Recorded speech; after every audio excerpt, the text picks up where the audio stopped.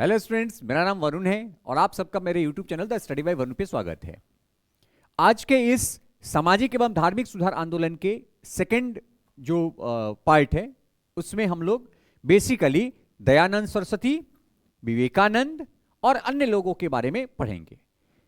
मैंने first video जो part 1 है जिसमें मैंने आपको राजा राम मोहन राय के बारे में पढ़ाया है, मैंने वेद समाज के बारे में पढ़ाया है, मैंने ब्रह्म समाज के बारे में पढ़ाया है, मैंने आदि ब्रह्म समाज के बारे में पढ़ाया है, जो बहुत ही एक डिटेल वीडियो है। और ये जो सामाजिक एवं धार्मिक सुधार आंदोलन जो टॉपिक है मॉडर्न हिस्ट्री का, ये जितने भी एग्जामिनेशन जिसमें मॉडर्न हिस्ट्री से क्वेश्चन आते हैं उन सभी एग्जामिनेशन के लिए बहुत ही महत्वपूर्ण है। चाहे वो यूपीएससी की एग्जाम हो, चाहे वो बीपीएससी सिविल सर्विसेज की एग्जाम हो, चाहे वो बीपीएससी जुडिशियरी सर्विस की एग्जाम हो, चाहे वो यूपी पीसीएस हो, बिहार दरोगा हो, यूपी दरोगा हो, बिहार कांस्टेबल हो, एसएससी हो, जितने भी एग्जाम है ये सभी एग्जाम के लिए बहुत महत्वपूर्ण है, क्योंकि हर एग्जाम के हर क्वेश्चन पेपर में लगभग एक क्वेश्चन इस टॉपिक से लिया जाता है।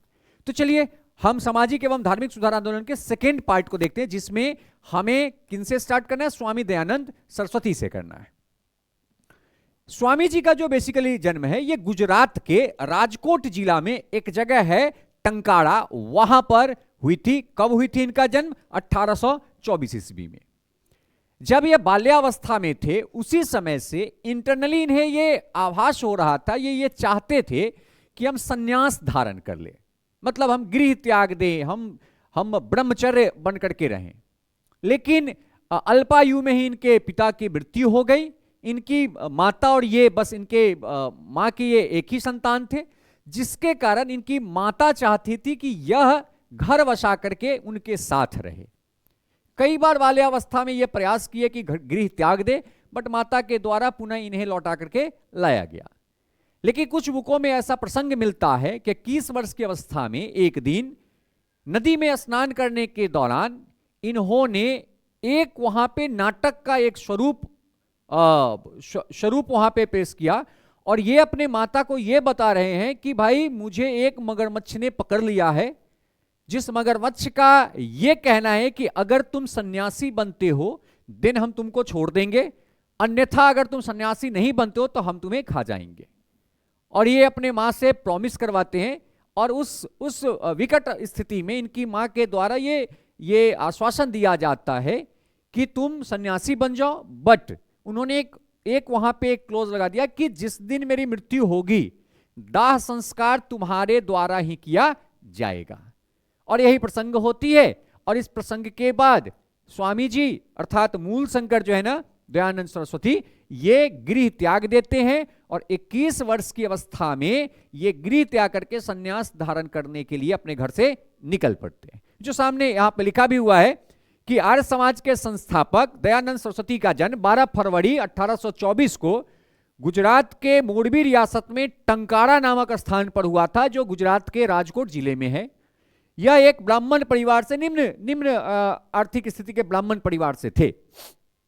उनके बचपन का जो नाम था वह मूल शंकर था। बाद में ज्ञान प्राप्ति के बाद दयानंद सरस्वती इनका नाम पड़ा है। तो इनका बचपन का नाम क्या था? मूल शंकर था। और 1845 में 21 वर्ष की अवस्था में इन्होंने घर छोड़ दिया, जो कि मैंने प्रसंग आपको बताया है। घर छोड़ने के बाद इनका मुलाकात दंडी स्वामी पूर्णानंद से हुआ। और पूर्णानंद जो है, याद रखिएगा, इनकी जो मुलाकात है वो दो लोगों से हुई है। एक पूर्णानंद से हुई है और एक स्वामी दयानंद से हुई है। दयानंद एक नेत्रहीन एक संत थे, जिनसे इनकी मुलाकात जो है वो बेसिकली मथुरा के क्षेत्र में हुआ है।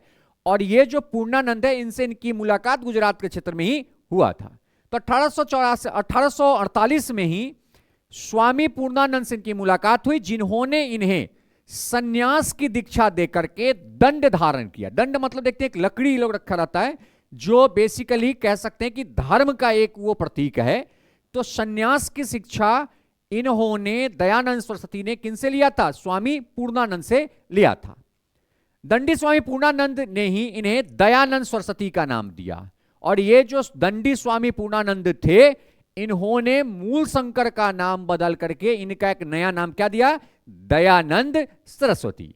और वहां से ये उत्तर भारत की तरफ चलना शुरू कर दिए। पश्चिम भारत से ये उत्तर भारत की तरफ चलना शुरू कर दिए। और 1861 में, देखिए कितने साल के बाद, 48 में निकले थे और 61, 13 साल के बाद ये स्वामी दयानंद सरस्वती मथुरा पहुंचे। कहां गए? गुजरात से मथुरा गए, जहां उनकी मुलाकात नेत्रहीन विरजानंद स्वामी से हुई, और जिन्होंने स्वामी दयानंद को वेद की दार्शनिक व्याख्या का ज्ञान दिया। ये जो विरजानंद थे, इनके द्वारा दयानंद सरस्वती को वेद का ज्ञान दिया गया, वही स्वामी पूर्णानंद के द्वारा इन्हें सन्यास का ज्ञान दिया गया। तो याद रखिएगा, वेद और सन्यास दोनों का ज्ञान इन्होंने दो गुरुओं से लिए हैं। तो इनको विरजानंद ने किसका ज्ञान दिया? दर्शन शास्त्र अर्थात फिलॉसफी का, वेद का जो फिलॉसफी है उसका ज्ञान इनको दिया गया था।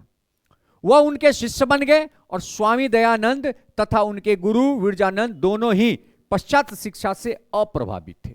पश्चात शिक्षा मतलब जो वेस्टर्न एजुकेशन था उससे स्वामी भी अप्रभावित थे और साथ में उनके जो गुरु थे विरजानंद, ये भी अप्रभावित थे, ये पश्चात शिक्षा प्रभावित नहीं थे। इसीलिए दयानंद सरस्वती के द्वारा कहा गया था बैक टू वेदास, वेदों की तरफ लौट चलो। और इन्होंने ही कहा था कि वेद त्रुटिहीन है, उसमें किसी प्रकार की कोई त्रुटि नहीं है, क्योंकि वेद पर इन्होंने अपनी फिलॉसफी वाले कॉन्सेप्ट से वेद को पढ़ा था। इसलिए इनके अकॉर्डिंग कहा था कि वेद एकदम प्योर है, उसमें कहीं से कोई त्रुटि, कहीं से कोई एरर नहीं है। नेक्स्ट, उन्होंने पुनः वेदों की ओर लौटो का नारा दिया, बैक टू वेदास का नारा दिया, और वह वेदों को भारत का आधार स्तंभ माना। ध्यान रखिएगा, वेदों को भारत का आधार स्तंभ कौन माने थे? दयानंद सरस्वती माने थे। क्यों माने थे? क्योंकि उनका कहना था कि जो ये धर्म है, हिंदू धर्म है, जो ये सनातन धर्म है, ये बहुत पुरानी धर्म है, उसकी सबसे पुरानी ग्रंथ ये वेद हैं, इसमें कोई त्रुटि नहीं है। अर्थात इस राष्ट्र में जो मानवता का विस्तार हुआ, विकास हुआ है, वो वेदों पे टिका हुआ है। इसलिए भारत का आधार स्तंभ क्या है? वेद है।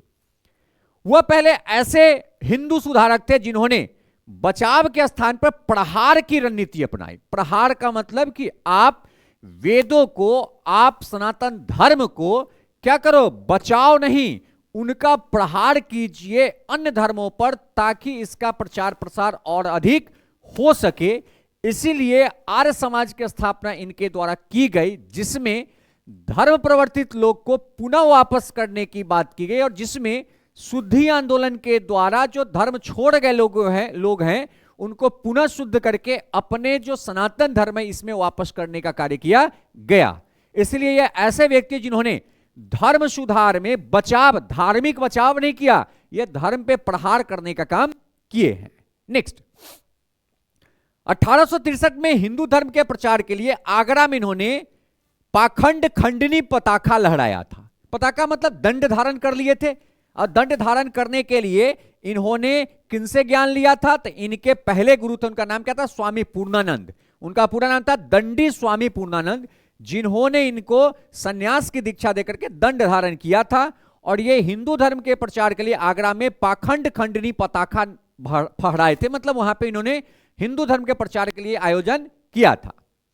1875 में, याद रखिएगा, 1875 में इन्होंने बंबई में आर्य समाज की स्थापना की थी। 1875 में इन्होंने मुंबई में आर्य समाज की स्थापना की थी, और 2 वर्ष के बाद 1877 में आर्य समाज का मुख्यालय बंबई से स्थानांतरित कर लाहौर बनाया गया, जो वर्तमान में पाकिस्तान के क्षेत्र में है। तो 1875 में इन्होंने क्या किया? बंबई में, कहां पे? बंबई में आर्य समाज की स्थापना की, और 2 वर्ष के बाद आर्य समाज के मुख्यालय को बंबई से ट्रांसफर करा करके लाहौर ले गए, जिसके कारण उत्तर भारत में, विशेषकर पंजाब और पश्चिम उत्तर प्रदेश में यह आंदोलन अधिक लोकप्रिय हुआ। इसलिए आप देखिएगा आर्य समाज का जो प्रभाव है वो बेसिकली जो पश्चिम का क्षेत्र है वहां पे कम है, और ये जो है ये उत्तर भारत में इसका जो प्रभाव है वो बहुत ही ज्यादा है। नेक्स्ट, दयानंद सरस्वती 19वीं शताब्दी में भारत के मार्टिन लूथर किंग के नाम से जाने जाते हैं। मार्टिन लूथर जो थे इनको आप कह सकते हैं समाज सुधारक भी थे, फिलोसफर भी थे। इसीलिए दयानंद सरस्वती को 19वीं शताब्दी का भारत का मार्टिन लूथर किंग कहा जाता है। नेक्स्ट, आर्य समाज ने केवल धार्मिक ही नहीं बल्कि सामाजिक सुधार पर भी बल दिया। देखिए आर्य समाज हिंदू समाज का हर तरीके से सहयोग किया, हर तरीके से हिंदू समाज के विकास के लिए कार्य किया। अर्थात आर्य समाज ने सिर्फ धार्मिक प्रहार और धार्मिक रक्षा नहीं की, इन्होंने सामाजिक सुधार का कार्य भी किया है। इन्होंने अर्थात स्वामी जी ने बाल विवाह, पर्दा प्रथा, दहेज, बहुविवाह, जाति व्यवस्था, छुआछूत आदि का विरोध किया। इन्होंने इन सब टाइप की जितनी कुरीतियां था इनका विरोध किया, लेकिन इन्होंने वर्ण व्यवस्था का विरोध नहीं किया। कहे कि भाई जाति ठीक है, लेकिन आप किसी जाति से छुआछूत मत कीजिए। अगर कोई निम्न जाति का लोग है तो कोई दिक्कत नहीं, निम्न जाति का है लेकिन है तो मानव ना। तो ये बेसिकली इनका जो आर्य समाज था, ये धर्म के साथ साथ मानवता को सबसे अधिक प्रोटेक्ट करने का काम किया है। अर्थात कर्म के आधार पर वर्ण व्यवस्था का समर्थन इनके द्वारा किया गया, जो कि मैंने आपको बताया भी है कि वैदिक काल में जो वर्ण व्यवस्था थी, जाति व्यवस्था थी, कर्म के आधार पर थी वैदिक काल में। और ये वेद को फिलॉसफी की नजर से देखते थे, इसलिए इन्होंने कर्म के आधार पर जो जाति व्यवस्था उसका इन्होंने समर्थन किया, जन्म के आधार पर जाति व्यवस्था का समर्थन नहीं किया।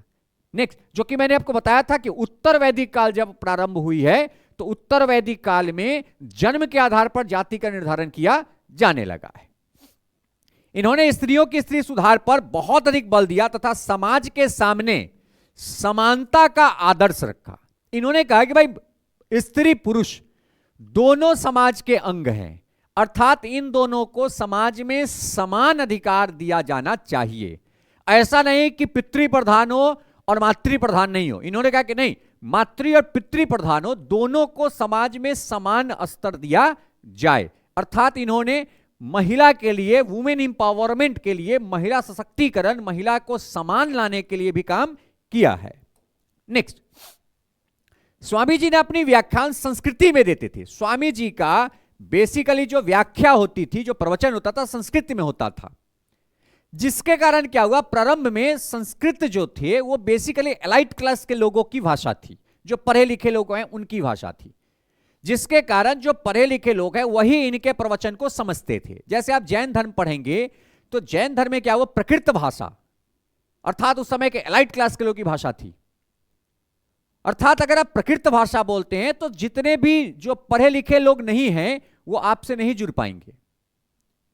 इसीलिए जो आम भाषा होती है, जन भाषा जो होती है, पब्लिक की जो लैंग्वेज होता है, अगर उसमें आप कोई कार्य करते हैं तो उससे आपका जो कंसेप्ट है, आपका जो थिंकिंग है, वो पब्लिक तक आसानी से एक्सेस कर जाता है।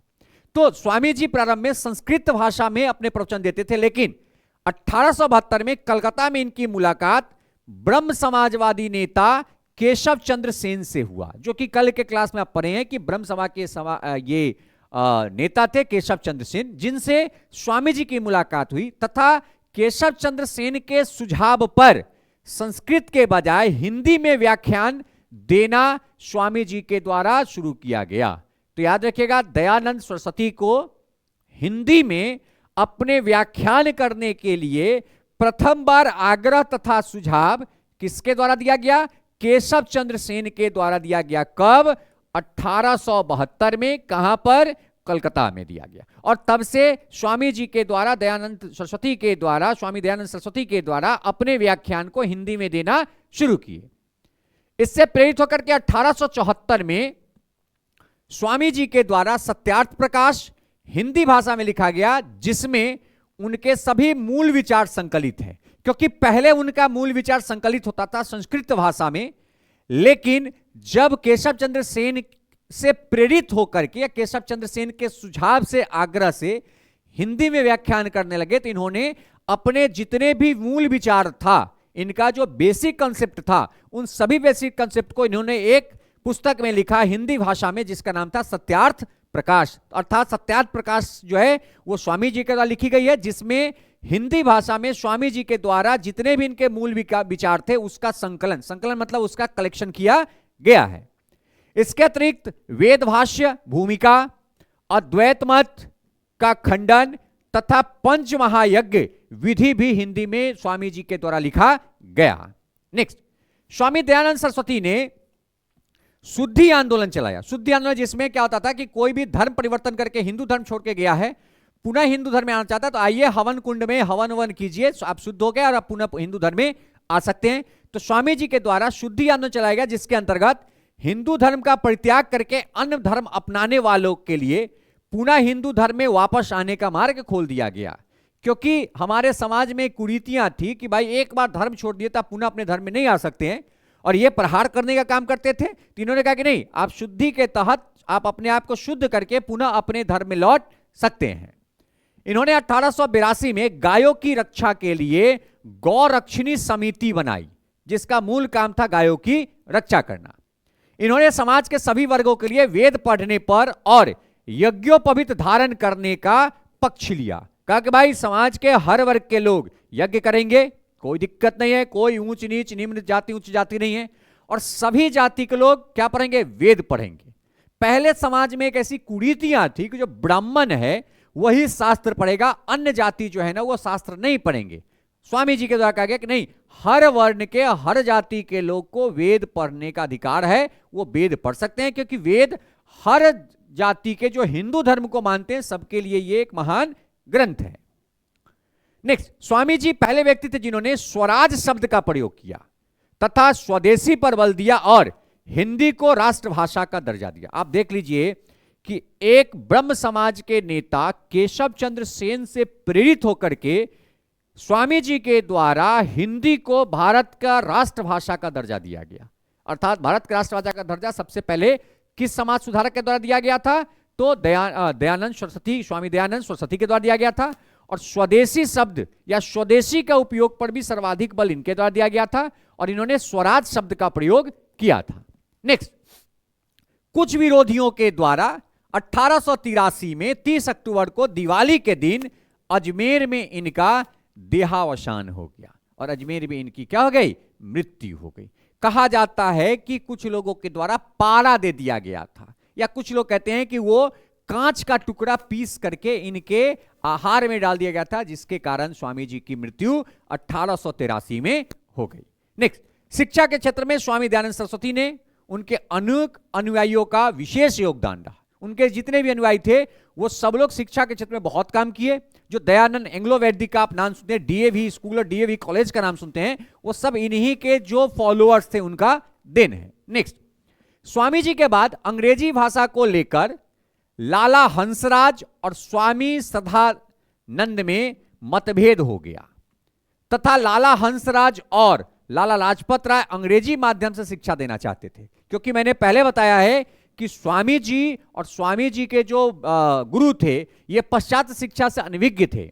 लेकिन इनके मरने के बाद इनके जो फॉलोअर्स थे उसमें कुछ फॉलोअर्स कहते थे कि हम पाश्चात्य शिक्षा अंग्रेजी की तरफ जाएंगे, कुछ कहते थे कि नहीं, हमारा जो सनातन जो है हम उसी के साथ रहेंगे, जिसके कारण जो इनका जो संघ था उसका दो भागों में बंटवारा हो गया। अंग्रेजी वाले अलग चले गए, हिंदी वाले इनके साथ रह गए, जिसमें लाला हंसराज और लाला लाजपत राय अंग्रेजी माध्यम के शिक्षा देना चाहते थे। अतः उन्होंने 1886 में लाहौर में दयानंद एंग्लो वैदिक कॉलेज की स्थापना की। जो डीएवी कॉलेज और डीएवी स्कूल है ना, उसकी स्थापना 1886 में लाहौर में किया गया, जो आज पूरे भारत में वो डीएवी स्कूल एकेडमिक शिक्षा के लिए बहुत ही बड़ा एक नाम है।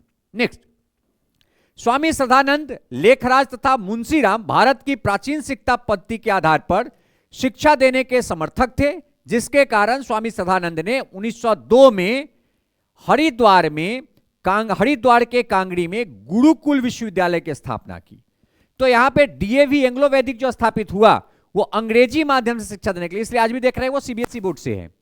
वही जो स्वामी सदानंद थे, इनके द्वारा 1902 में हरिद्वार के कांगड़ी में गुरुकुल विश्वविद्यालय की स्थापना किया गया, जो बेसिकली प्राचीन पद्धति से शिक्षा देने के लिए यह शुरू किया गया था।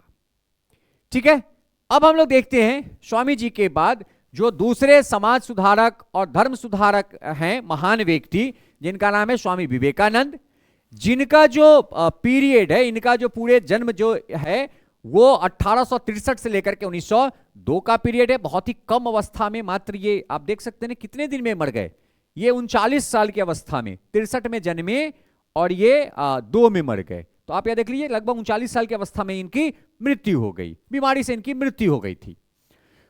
स्वामी जी के द्वारा, जो स्वामी विवेकानंद हैं, स्वामी जी के द्वारा समाज सुधार के लिए, शिक्षा सुधार के लिए बहुत बड़ा काम किया गया। साथ ही साथ भारतीय शिक्षा को पूरे विश्व में लोहा मनवाने का काम स्वामी विवेकानंद के द्वारा किया गया। जब 1893 में शिकागो के धर्म सभा में इनको बोलने का मौका मिला था, जिसके कारण शिकागो के जो जितने भी न्यूज के जो रिपोर्टर थे, उन लोगों का यह कहना था कि भाई स्वामी जी जैसा महान व्यक्ति अगर किसी राष्ट्र में है तो वहां किसी वेस्टर्न एजुकेशन वाले को ज्ञान देने की जरूरत नहीं है, क्योंकि इनके ज्ञान से पूरा विश्व उस समय प्रभावित था। स्वामी विवेकानंद का जन्म 12 जनवरी 1863 को कलकत्ता में हुआ। उनके बचपन का नाम नरेंद्र नाथ था। इनका बचपन का नाम क्या था? नरेंद्र नाथ था। इन्होंने भारतीय दर्शन के साथ साथ पाश्चात्य दर्शन का भी अध्ययन किया। ये जो वेस्टर्न फिलॉसफी थी उसका भी इन्होंने अध्ययन किया था। बाद में चल करके जब ये शिकागो गए तो कोट वोट पहनना भी शुरू कर दिए थे, क्योंकि इनके पास मजबूरी थी, वहां पे इनके जैसा वस्त्र मिलता नहीं था। बाहर निकलते थे तो लोग क्रिटिसाइज करते थे, तो ये कोट वियर करना शुरू कर दिए थे। 1880 में आप देख रहे हैं कितने साल के बाद? मात्र 27 साल के बाद, 17 साल के बाद रामकृष्ण परमहंस से इनकी प्रथम भेंट हुई और शीघ्र ही वह उनके शिष्य हो गए। 17 साल में ही इनको अपने गुरु रामकृष्ण परमहंस से इनकी मुलाकात हुई और ये रामकृष्ण परमहंस को अपना गुरु मान लिए। 1891 में इन्होंने संपूर्ण भारत की यात्रा की और यहां की गरीबी और भूखमरी का प्रत्यक्ष अनुभव किया। पूरे भारत भ्रमण किए और सब जगह पर रामकृष्ण परमहंस के जो विचार थे उसका प्रचार प्रसार करते थे, जिसके लिए 1891 से पूरे भारत में इनके द्वारा भ्रमण किया गया और प्रत्यक्ष रूप से गरीबी, लाचारी, बेरोजगारी, भूखमरी इनको इन्होंने देखा है, क्योंकि ये खुद भी बहुत ही निम्न तबके के परिवार से बिलोंग करते थे। भ्रमण के दौरान जब ये राजस्थान में अपने गुरु के संदेश का प्रचार कर रहे थे तो राजस्थान में खेतरी रियासत के महाराजा कुंवर अजीत राज सिंह के सुझाव पर इन्होंने अपना नाम बदलकर विवेकानंद रखा था। तो इनके नाम को बदलने का इनका मूल नाम क्या था? मूल नाम था नरेंद्र नाथ, लेकिन राजस्थान के जो राजा थे, खेतरी रियासत के राजा थे अजीत सिंह, उनके आग्रह पर, उनके सुझाव पर इन्होंने, नरेंद्र नाथ ने अपना नाम बदल करके क्या रखा? विवेकानंद रखा। और उसी महाराज के खर्च पर 1893 में अमेरिका के शिकागो शहर में आयोजित प्रथम विश्व धर्म सम्मेलन में हिंदू धर्म के प्रतिनिधि के रूप में भाग लिए थे। याद रखिएगा, इनको किसके द्वारा भेजा गया था खर्च पे? तो राजस्थान के खेतरी रियासत के महाराजा अजीत राज सिंह के खर्च पर ये शिकागो में 1893 में प्रथम धर्म सभा में सनातन धर्म को ये क्या किए थे? रिप्रेजेंट किए थे। सनातन धर्म का ये आयोजन में प्रतिनिधि के रूप में भाग लिया था। 11 सितंबर 1893 को इन्होंने अपना ओजपूर्ण भाषण दिया और सुप्रसिद्ध हो गए। इनका भाषण शून्य को लेकर के फिलॉसफी के आधार पर ऐसा भाषण हुआ कि जो हिंदी भाषा को क्रिटिसाइज करने वाले जो ब्रिटिश यूरोपियन बैठे थे वो सब इनके कंसेप्ट से, इनके प्रवचन से, इनके थॉट से मंत्रमुग्ध हो गए थे और ये एक ही दिन में पूरे विश्व में इनका नाम हो गया था। नेक्स्ट, विवेकानंद के भाषण के विषय में द न्यूयॉर्क हेराल्ड एक न्यूज़पेपर है। ये क्या है? एक न्यूज़पेपर है ने लिखा है कि विवेकानंद का भाषण सुनने के पश्चात ऐसा लगता है कि भारत जैसे देश में जहां स्वामी जैसे ज्ञानी रहते हैं, सुधारने के लिए पश्चिम से प्रचारक भेजने की बात कितनी मूर्खतापूर्ण है। इन्होंने ये जो द न्यूयॉर्क हेराल्ड है, इसने वेस्टर्न वाले को क्रिटिसाइज किया कि भाई तुम वहां जाते हो प्रचार करने जहां पे इतने बड़े ज्ञानी हैं, जिस ज्ञानी के सामने पूरे विश्व का कोई ज्ञानी नहीं टिक पाया, तुम वहां पाश्चात्य शिक्षा का ज्ञान बांटने आते हो, वहां पे किसी की जरूरत नहीं है अगर वहां पे विवेकानंद हैं तो। नेक्स्ट, इन्हें तूफानी भ्रमण करने वाला साधु भी कहा जाता था। ये तूफानी भ्रमण मतलब ये घूमते रहते थे। एक तो बहुत कम एज के थे और इन्हें घूमने में कोई परहेज नहीं था, शारीरिक मेहनत करने में कोई परहेज नहीं था, इसलिए इनको तूफानी भ्रमण करने वाले साधु कहे जाते थे, क्योंकि ये पूरे भारत में इनके द्वारा भ्रमण 1891 के दौरान किया गया था। विवेकानंद 3 वर्ष तक शिकागो में रहे, क्योंकि शिकागो में इनके साथ दिक्कत थी। एक तो ये चले तो गए थे, लेकिन इनके पास उतना पैसा नहीं था कि वहां से आने के बाद ये अपने घर का खर्च चला सके। तो लंबे समय तक शिकागो में ये लोगों का बुक लिखते थे, जिसके कारण शिकागो में ये 3 वर्ष तक रह गए थे। ये 93 में गए थे, 96 में वहां से रिटर्न हुए थे। फरवरी 1896 में न्यूयॉर्क में वेदांत सोसाइटी और कैलिफोर्निया में शांति आश्रम की स्थापना की थी। याद रखिएगा, न्यूयॉर्क में 1896 में किसकी स्थापना की थी? वेदांत सोसाइटी की। और कैलिफोर्निया में इन्होंने किसका स्थापना किया था? शांति आश्रम की स्थापना इनके द्वारा 1896 में की गई थी। और ये 97 में वहां से स्वदेश वापस आते हैं। वापस आने पे इन्होंने रामकृष्ण मिशन की स्थापना किया। 1897 में जब ये स्वदेश भारत आते हैं तो इन्होंने अपने गुरु रामकृष्ण परमहंस के नाम पर रामकृष्ण मिशन की स्थापना की। 1899 में कलकत्ता के पास वेलूर में रामकृष्ण मिशन का मुख्यालय स्थापित किया गया और दूसरा मुख्यालय अल्मोड़ा उत्तराखंड के पास मायावती स्थान पर स्थापित किया गया। तो बेसिकली रामकृष्ण मिशन की स्थापना 1897 में विवेकानंद के द्वारा किया गया।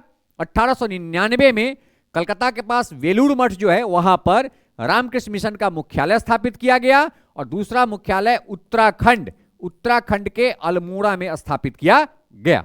नेक्स्ट, रामकृष्ण मिशन की स्थापना विवेकानंद, जिन्हें नव हिंदूवाद का प्रतिनिधि माना जाता है, ने अपने गुरु रामकृष्ण मिशन की स्मृति में 1 मई 1897 को कोलकाता के पास बारानगा में किया था। देखिए, नव हिंदूवाद के जनक या नव हिंदूवाद के प्रतिनिधि किनको कहा जाता है? विवेकानंद को कहा जाता है, जिनके द्वारा बेसिकली शिक्षा को बढ़ावा देने के लिए 1 मई 1897 को कलकत्ता के बारानगा के पास में इन्होंने रामकृष्ण मिशन की स्थापना की। और जस्ट अभी आपने पढ़ा कि 1899 में बेलूर के पास में साथ साथ उत्तराखंड में मुख्यालय स्थापित किया गया। बाद में वेलूर इस मिशन का मुख्यालय बना। इस मिशन के सिद्धांतों के आधार पर वेदांत दर्शन रहा है। और ये जो इनका मिशन था, इसका सिद्धांत किस पे आधारित है? वेदांत दर्शन, वेदों के दर्शन पर आधारित है। 4 जुलाई 1902 को कलकत्ता में इनका देहावसान हो गया। इनकी क्या हो गई? ये मृत्यु हो गई। नेक्स्ट, स्वामी विवेकानंद मानव सेवा को सबसे बड़ा धर्म मानते थे। ये कहते थे भाई मानव सेवा सबसे बड़ा धर्म है, क्योंकि इनका और इनके गुरु का एक कॉन्सेप्ट था कि भाई हर धर्म का जो धर्म को फॉलो करने का, धर्म के हर कंसेप्ट को पालन करने का जो अंत उद्देश्य है वो है ईश्वर की प्राप्ति। अर्थात हर धर्म में ईश्वर के प्राप्ति के अलग अलग मार्ग हैं, लेकिन सबका जो मेन पॉइंट है, मेन जो उद्देश्य है, जो अचीव करने का जो मेन ऑब्जेक्टिव है, वो एक ही है कि हमें ईश्वर को प्राप्त करना है। अर्थात इनके द्वारा इनका जो था वो मूल, इनका जो कंसेप्ट था, इनका जो मूल प्रिंसिपल था, वो मूल प्रिंसिपल था मानव सेवा। मानव सेवा से बढ़ा इनके द्वारा कोई भी सेवा माना नहीं जाता था। तथा इन्होंने मूर्ति पूजा और बहुदेववाद का समर्थन किया है। इसलिए आप देखिएगा रामकृष्ण परमहंस की पूजा होती है। ऐसा कहा जाता है कि रामकृष्ण परमहंस की जो पत्नी थी वो काली की अवतार थी, दुर्गा अवतार उनको माना जाता था। और रामकृष्ण परमहंस को भी एक दैविक अवतार माना था। इसीलिए आज देखिएगा रामकृष्ण परमहंस के मूर्ति का पूजा होता है, क्योंकि विवेकानंद के द्वारा मूर्ति पूजा और बहुदेववाद का समर्थन किया गया था। इसी कारण 19वीं शताब्दी में इन्हें नव हिंदू जागरण का संस्थापक कहा जाता है। नव हिंदू जागरण का संस्थापक कहा जाता है क्योंकि इनसे पूर्व जो लोग आए, चाहे वो स्वामी जी थे, दयानंद सरस्वती थे, राजा राम मोहन राय थे, वो लोग बहुदेववाद का विरोध किया, मूर्ति पूजा का विरोध किया, लेकिन इनके द्वारा मूर्ति पूजा और बहुदेववाद का समर्थन किया गया है। सुभाष चंद्र बोस ने अपने लेख में लिखा है कि जहां तक बंगाल का संबंध है, हम विवेकानंद को आधुनिक राष्ट्रीय आंदोलन का आध्यात्मिक पिता कह सकते हैं। आध्यात्मिक पिता मतलब इन्होंने राष्ट्रीय आंदोलन में अध्यात्म के साथ राष्ट्रीयता का परिचय दिया है। इसीलिए सुभाष चंद्र बोस के द्वारा विवेकानंद को आधुनिक राष्ट्रीय आंदोलन का आध्यात्मिक पिता कहा गया। तो इन्हें क्या क्या कहा गया? आधुनिक राष्ट्रीय आंदोलन का आध्यात्मिक पिता कहा गया, नव हिंदूवाद जागरण का संस्थापक या नव हिंदू का प्रतिनिधि भी इनको कहा गया है। अब हम बात करते हैं कि इनके द्वारा बहुत सारा जो है ना वो कंसेप्ट भी दिया गया, जैसे इंडियन अनरेस्ट। लेखक चिरोल ने कहा है कि वो प्रथम हिंदू थे जिनके व्यक्तित्व से भारत की प्राचीन सभ्यता और राष्ट्र होने के उनके नवजात हक के लिए विदेश में निर्णायक स्वीकृति प्रदान है। मतलब ये वेलेंटाइन चिरोल का कंसेप्ट है कि भाई एक ऐसा व्यक्ति, वो प्रथम हिंदू थे जिनके व्यक्तित्व से हम लोगों ने एक निर्णायक डिसीजन को स्वीकार किया है, अर्थात हम मानवता को भी हम लोग भी फॉलो करना शुरू किए हैं। विवेकानंद ने अपनी पुस्तक में मैं समाजवादी हूं के माध्यम से भारत के स्वर्ण वर्ग से अपने पद और सुविधाओं का परित्याग करने एवं निम्न वर्ग के साथ मिलकर जीने का आह्वान किया था। विवेकानंद की पुस्तक है मैं समाजवादी हूं, आई एम सोशलिस्ट। ये कहा तो गया था, आगे चल करके पढ़ेंगे, वो कहा गया था, बेसिकली ये कंसेप्ट दिए गए थे नेहरू के द्वारा, लेकिन इनकी पुस्तक है मैं समाजवादी हूं, जिसमें इन्होंने ऊंचे वर्ग से ये रिक्वेस्ट किया था कि आप लोग पद त्यागिए और जो निम्न वर्ग के लोग हैं उनको ले करके चलिए, क्योंकि वो भी मानव हैं और मानव कल्याण इनके प्रिंसिपल का मूल ऑब्जेक्टिव था। तो इन्होंने अपने पुस्तक में क्या कहा कि उच्च वर्ग के लोग अपने पद को त्यागे और निम्न वर्ग के साथ मिलकर के जीने का आह्वान करें। नेक्स्ट, आयरिश मूल की महिला मार्गरेट नोबल, जिन्हें सिस्टर निवेदिता के नाम से भी जाना जाता है, विवेकानंद की शिष्या बनी और रामकृष्ण मिशन के माध्यम से स्वामी जी के विचार का प्रचार किया। इनके मरने के बाद जो सिस्टर निवेदिता है उसके द्वारा स्वामी जी विवेकानंद का जो कंसेप्ट था, जो प्रिंसिपल था, उसका भौतिक प्रचार प्रसार किया गया है। चलिए अब हम बात करते हैं एचपी ब्लावत्स्की की, हर life and work from humanity. इनका एक था कि भाई हमारा जो जीवन है, इनका जो जीवन है ये मानवता के लिए न्यौछावर है। ये जो मैडम एचपी ब्लावत्स्की है, इनके द्वारा बेसिकली बौद्ध धर्म और हिंदू धर्म के कंसेप्ट के आधार पर एक सोसाइटी की स्थापना की गई थी, जिस सोसाइटी का नाम है थियोसोफिकल सोसाइटी। थियोसोफिकल सोसाइटी किस किस धर्म से प्रभावित था? तो ये हिंदू धर्म के साथ साथ बुद्ध के कंसेप्ट से भी प्रभावित था, बौद्ध धर्म से भी प्रभावित था। नेक्स्ट, मैडम ब्लावत्स्की के द्वारा थियोसोफिकल सोसाइटी की स्थापना 1875 में न्यूयॉर्क में किया गया। कहां किया गया? न्यूयॉर्क में किया गया। कब किया गया था? 1875 में। यह एक रूसी महिला थी और ये मैडम जो एचपी ब्लावत्स्की है, ये रूस की रहने वाली महिला थी। बाद में अमेरिकी सेना के कर्नल एमएस अलकार्ट भी इनसे आकर के मिले।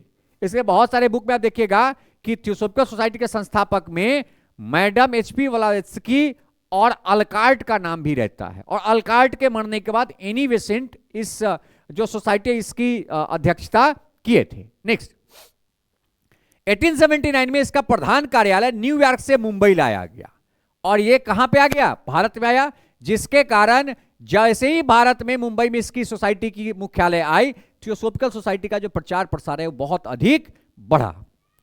1882 में इन्होंने अपनी सोसाइटी का अंतरराष्ट्रीय मुख्यालय मद्रास के समीप अड्यार में स्थापित किया था और भारत में ही इनके अंतरराष्ट्रीय मुख्यालय जो मद्रास के समीप अड्यार में थे, लेकिन इनका जो मुख्यालय था वो भी भारत के मुंबई में ही था। थियोसोफिकल सोसाइटी हिंदू धर्म के पुनर्जन्म तथा कर्म के सिद्धांत पर विश्वास करता था। हमारे धर्म में ना कि पुनर्जन्म होता है, हर व्यक्ति मरता है, आत्मा मरता नहीं। आत्मा क्या है? अजर अमर है, और वो मरने के बाद, व्यक्ति मरने के बाद उसकी आत्मा फिर से जन्म लेती है। उसके कंसेप्ट को थियोसोफिकल सोसाइटी के द्वारा भी माना जाता था तथा यह सांख्य तथा वेदांत उपनिषद दर्शनों को अपना प्रेरणा स्रोत मानते थे। और ये जो थियोसोफिकल सोसाइटी है ये वेदों को, वेदांत को भी अपने कंसेप्ट का मूल आधार, रिसोर्सेस मानता था। 1888 में एनी बेसेंट जो आयरिश महिला थी, आप लोगों ने पढ़ा भी है कि वो इंडियन नेशनल कांग्रेस का प्रथम महिला अध्यक्ष भी बनी थी, ने इंग्लैंड में सोसाइटी की सदस्यता ग्रहण की। भाई आयरलैंड की थी, इंग्लैंड में रहती थी, और वहां पे इन्होंने थियोसोफिकल सोसाइटी की सदस्यता ग्रहण की तथा 1893 में शिकागो विश्व धर्म सभा में वो भाग ली थी। याद रखिएगा, शिकागो के धर्म सभा में जिसमें विवेकानंद भाग लेने गए थे, उसमें एनी बेसेंट भी भाग लेने आई थी। उसके बाद 1893 में लौट आई और 1907 में कर्नल अल्कार्ट के मरने के बाद इन्होंने थियोसोफिकल सोसाइटी की अध्यक्षता की। और अल्कार्ट के मरने के बाद, क्योंकि अल्कार्ट अध्यक्ष थे, संस्थापक कौन थे? एचपी ब्लावत्स्की थी, लेकिन अल्कार्ट की मृत्यु हो जाती है 1907 में, और उस मृत्यु के बाद थियोसोफिकल सोसाइटी का अध्यक्ष किनको बनाया जाता है? वो बनाया जाता है एनी बेसेंट को। नेक्स्ट, इस सोसाइटी का जो विचार था वो बेसिकली देव विज्ञान की संज्ञा से अधिक अभिभूत किया गया था, जिसमें धर्म, दर्शन, रहस्य विद्या और अद्भुत का मिश्रण था, और इन सबों का एक मिश्रण था। अर्थात इसमें धर्म की भी बात होती थी, दर्शन की बात होती थी, फिलॉसफी की भी बात होती थी, और इसमें रहस्य विद्या का भी बात होता था। अर्थात ये इन तीनों का एक मिक्सचर बना हुआ एक कॉन्सेप्ट का था थियोसोफिकल सोसाइटी।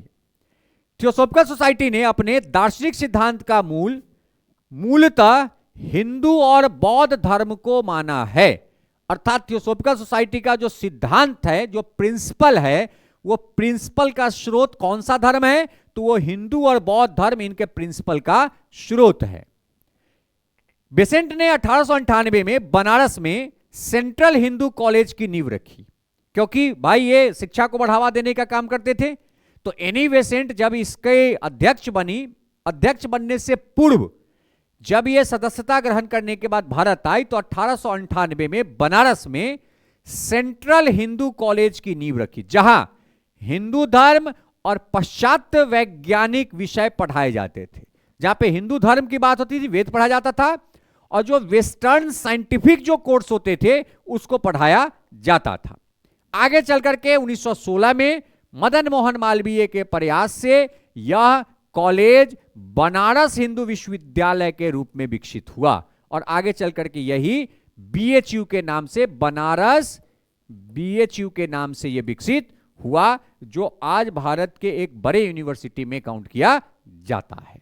तो ये कुछ पॉइंट्स थे जिसमें आपने Annie Besant, Olcott, madam HP Blavatsky, Swami Vivekananda, Swami Dayanand Saraswati, इन सबों के बारे में आपने सेकेंड वीडियो में पढ़ा है। इस वीडियो के बाद एक एमसीक्यू सीरीज जो बेसिकली सामाजिक एवं धार्मिक सुधार आंदोलन पर मैं लेकर के आऊंगा, जो बहुत ही महत्वपूर्ण होगा। 15 क्वेश्चन का एक सेट होगा, जिसे जरूर देखें, क्योंकि मैं जो क्वेश्चन 15 बनाता हूं 15 क्वेश्चन होता नहीं, वो एक से अधिक क्वेश्चन उसमें होते हैं, जो आपके लिए बहुत ही अधिक फायदेमंद होंगे, आपके प्रैक्टिस के लिए बहुत अधिक वो हेल्पफुल होगा। तो अगर हमारा ये वीडियो पसंद आए, समझ में आता है, तो हमारे channel the study bye Varun को सब्सक्राइब करें, हमारे वीडियो को अपने स्टूडेंट ग्रुप में फॉरवर्ड करें। साथ ही हमारा जो टेलीग्राम चैनल है the study bye Varun, the study bye Varun, जिसमें जितने भी मेरे क्लास होते हैं सबके पीडीएफ ऑलरेडी डाले हुए रहते हैं, वहां से आप पीडीएफ को डाउनलोड करके भी पढ़ सकते हैं। साथ ही हमारे जो चैनल है उसमें हर सब्जेक्ट का जो एमसीक्यू और टॉपिक सीरीज है वो अभी आ रहा है जीएस का, तो सभी को देखें, वो आपके प्रिपरेशन के लिए बहुत अधिक लाभकारी होगा। Thank you.